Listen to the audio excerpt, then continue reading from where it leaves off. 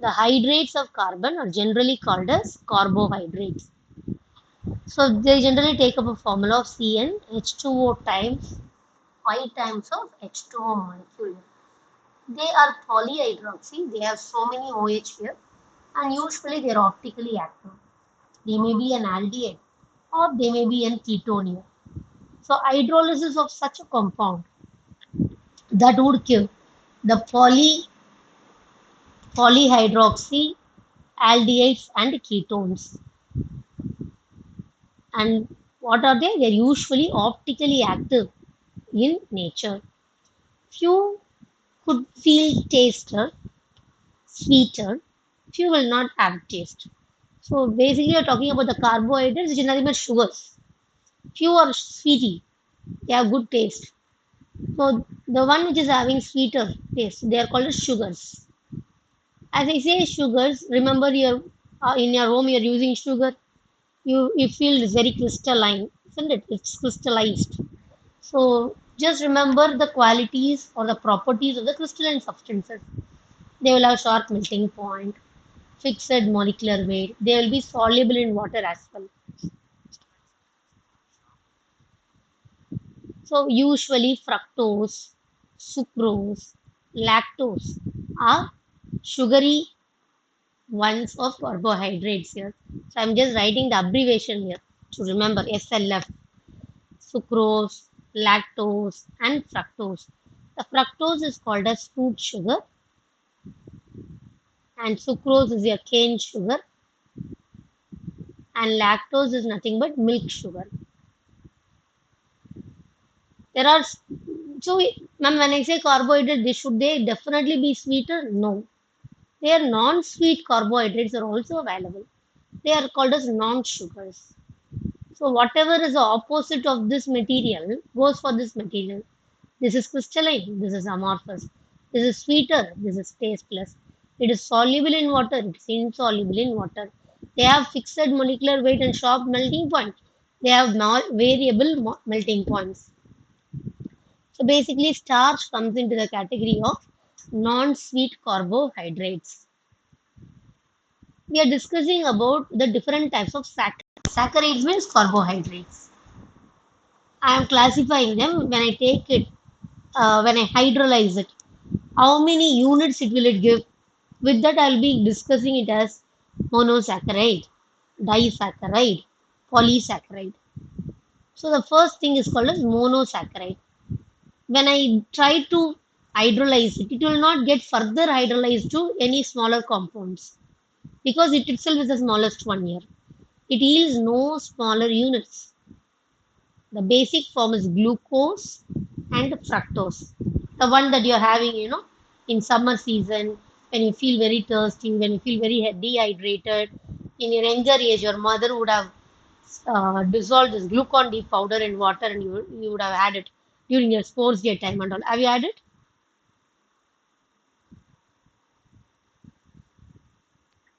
Have you guys had glucon D?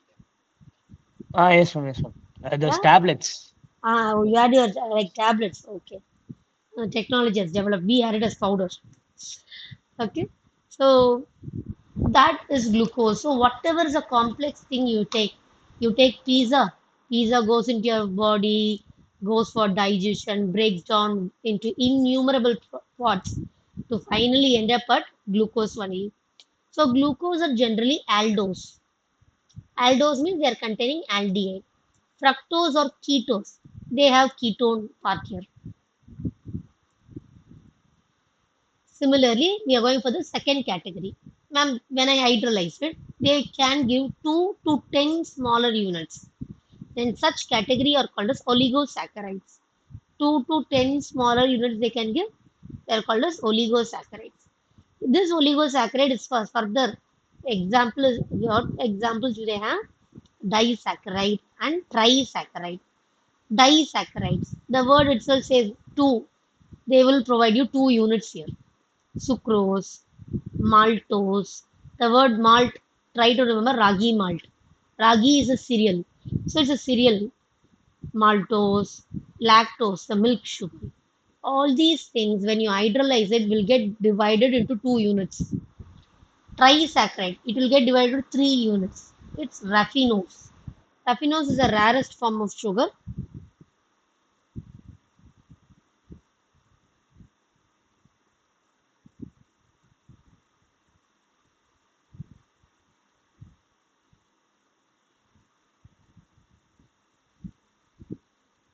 Usually you could see it in cabbage or beans, etc. The next one is polysaccharide. When you dissolve it, when you hydrolyze it, it will give you innumerable smaller units, n numbers. So I take C6H10O5N, which is nothing but starch. You hydrolyze it, you'll get n times of glucose here. So many units it will get dissociated into. Such compounds are called as polysaccharides.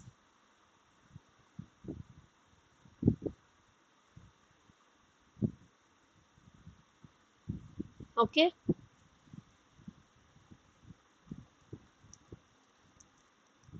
Yes, ma'am. Gragishram, we completed amines for the past 1 hour. We were discussing the exam side questions both in mains level and advanced level in amines. So now we moved on to biomolecules. Have they started biomolecules in your school? Yes, ma'am. Okay. So we are discussing about the family of these aldos. We are discussing about the smallest carbohydrate. This is the first primitive form of carbohydrate. You can say both hydroxyl groups and aldehyde groups are present here. The smallest carbohydrate is glyceraldehyde. It is also optically active. You can see the chiral carbon here, which is bonded with four different groups. So you are trying to give the RS configuration. The carbon is directly attached with this highest atomic number of oxygen, so it's 1. Here it is C double bond OH. Double bond gets the priority, second priority 2. The next one is CH2OH, which gets 3, and hydrogen is 4. Right? You can see it is going for anti-clockwise rotation here. So I get the configuration as yes. But look at the hydrogen where it is. It is available on the horizontal plane. So hydrogen should always be in the vertical plane. We are looking at the Fisher projection here. So what you do, you just give the configuration. Right now I see yes, but hydrogen should have been in vertical plane. So what you do, you just interchange the S to R. So what you are seeing right now is the R form of capital D glyceraldehyde. See how many important characteristics I'm giving you. First one, it is R. That shows you about the RS configuration. Okay. The second thing I'm saying it is capital D. Why do I call it as capital D? Look at this. The OH that is available. The OH that is available very next to the final CH2OH. Because hereafter you're going to just increase the carbon numbers in between. So this OH is lying very next to the CH2OH. If they both are in the same side, right hand side, then I call it as capital D. Capital D stands for right hand side OH. So it is D-glyceraldehyde with our configuration. I'm giving some plus form here. The plus you can't just identify just by looking at the molecule and all. When I put it into polarimeter and when I see the plane polarized light is rotated towards its right hand side, then I say I give a positive sign to it, calling it as dextro-rotatory. Just by looking at the molecule, you can never say. So dextro-rotatory takes the symbol smaller d. Capital D and smaller d are completely different. Capital D gives you an identification about this OH. Small d tells you about the orientation. Which side is a PPL rotated?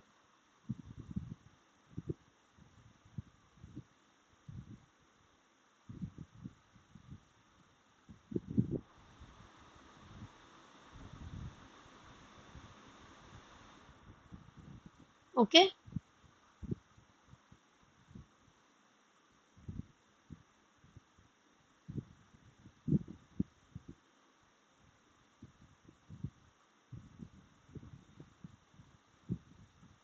Is it clear till this? Yes, ma'am.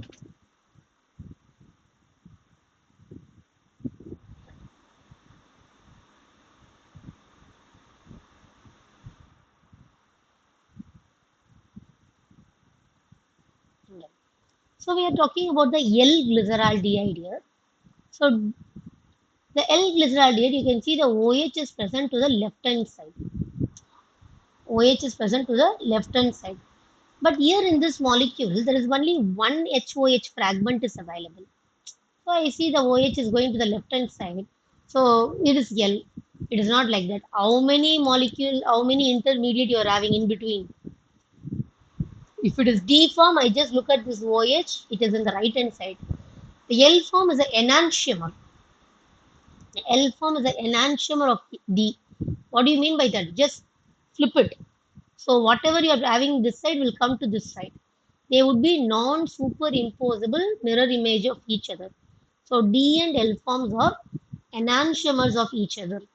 That's the reason why you can see this dextrorotatory and this is levorotatory.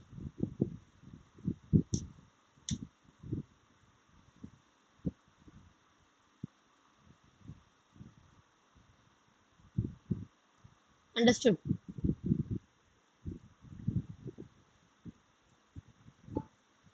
Yes, So ma'am. when you're looking for the number of stereoisomers that it could have, I look at the chiral carbon, one chiral carbon is there.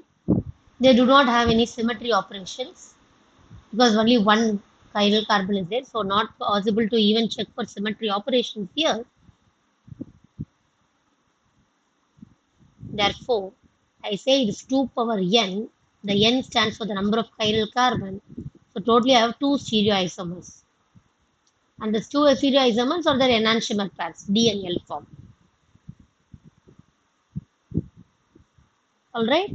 So we have discussed about the first carbohydrate. The family of carbohydrates starts with this glyceraldehyde. Okay, pa? We are looking at the aldose family chart here. So if you know this family chart, that means you know the complete history of this aldehyde family. I start with glyceraldehyde. I call this as triose because three carbon is there. One, two, three. So this is triose. This glyceraldehyde is usually a byproduct that is seen in the fructose metabolism. It is an intermediate that occurs in the fructose metabolism. Now slowly I'm going to increase the carbon number.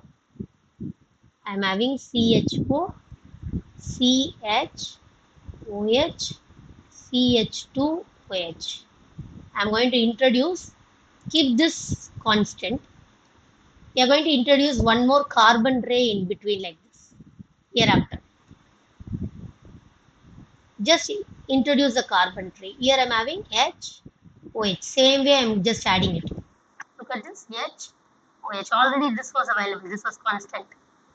I'm just introducing this HOH in between. The molecule is called as erythritol. This is a natural sweetener which you can see in fruits. Erythritol. Also seen in human blood, bacteria, as well as plants. I can see the OH is still present to the right hand side, so I call it D-erythrose. The compound is called D-erythrose. From this, the derivative that we derive is called erythritol, which is a natural sweetener. Now let us go on for the epi. This is 1, this is 2. Just flip the OH to the left hand side. Look at this, OH came to the left hand side. So whenever there among the several chiral carbon, ma'am, I am having two chiral carbons here. If one of the chiral carbons OH is inverted into its position, we call this as epimer. It is not necessary it should happen only at the C2 level. It could be at the any level.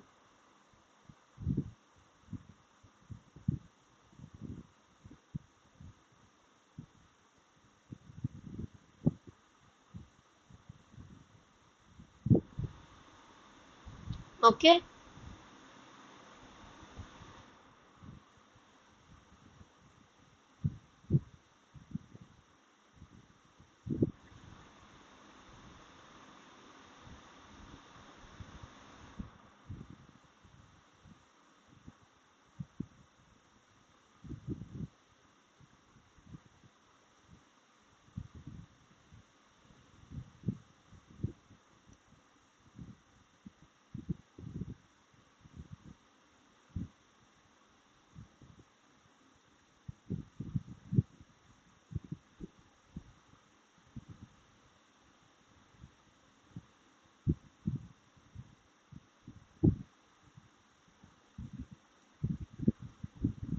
Is it clear till this?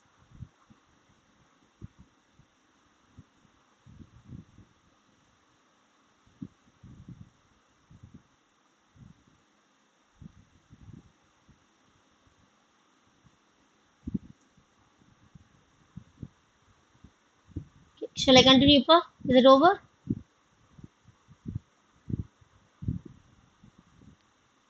Yes, ma'am. Yes. So the C2 epimer of erythros is called as trios. Though the names looks a little bit difficult, at least they are having some concern on us to help us to remember it. Look at this in some way like jumbled words here. Erythros. Take this. I called as trios. Throws, na? Same way it's continuing. Trios. Trios is acting in drug delivery, tissue engineering, and as prebiotic sugars.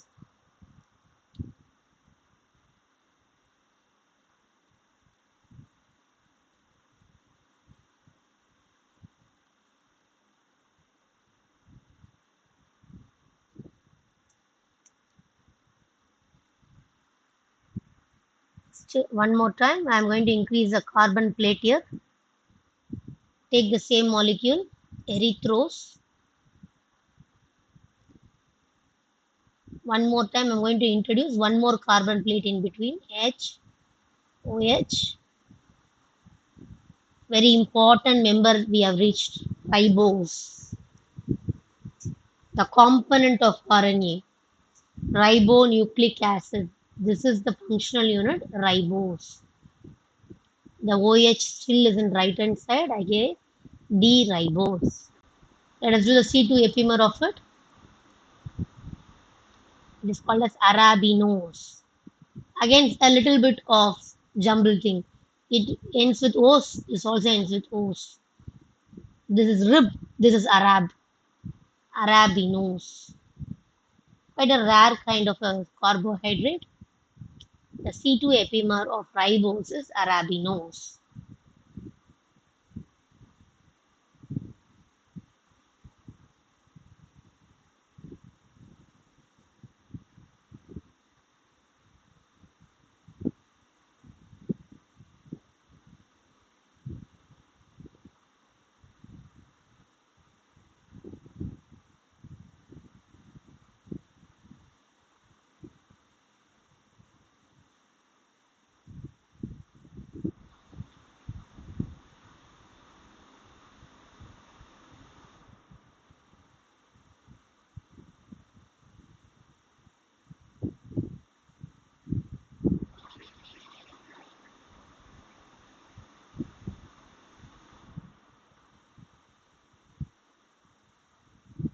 Alright. Now let's go for three O's here. I'm introducing one more HOH plate here. Xylose. Do the C2 epimer. Again, like a jumbled thing. This is xylose. Just reverse it. Like sauce. XYL, LYX. Like sauce.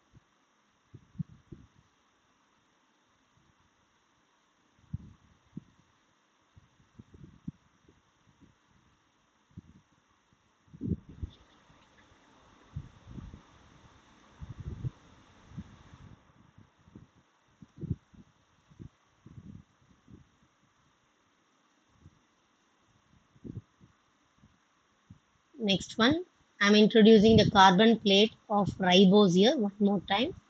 HOH. It's called as allose.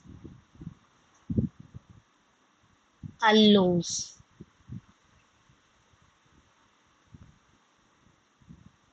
Do a C2 epimer.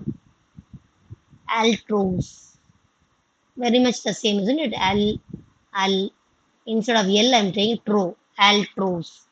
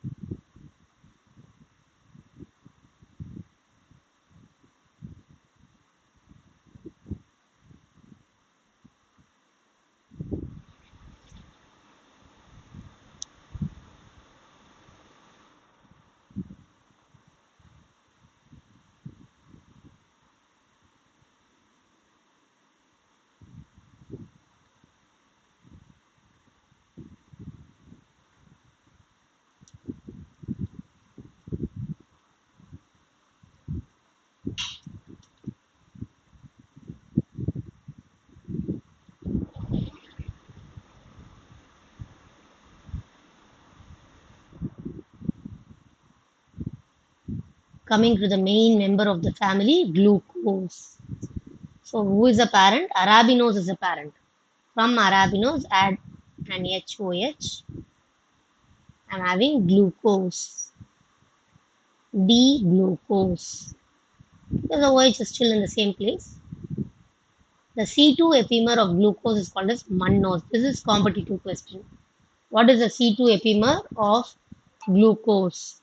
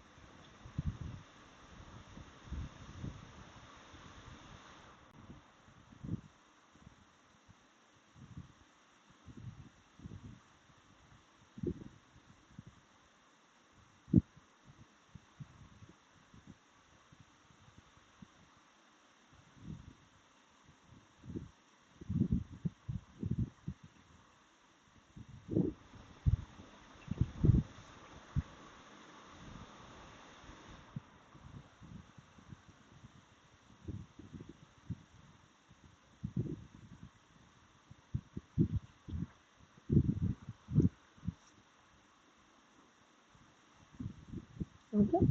Next. From xylose, I'm having glucose. One more time, I'm introducing HOH here. Glucose. Glucose C2 epimer is called as idose.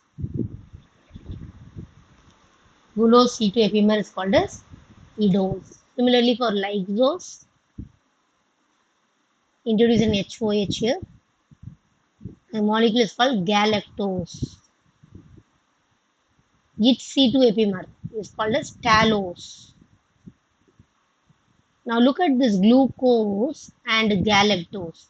Look at the fourth carbon. 1, 2, 3, 4. Here OH is in the right hand side. Look at galactose. 1, 2, 3, 4. The OH is in the left hand side. So galactose is a C4 epimer of glucose.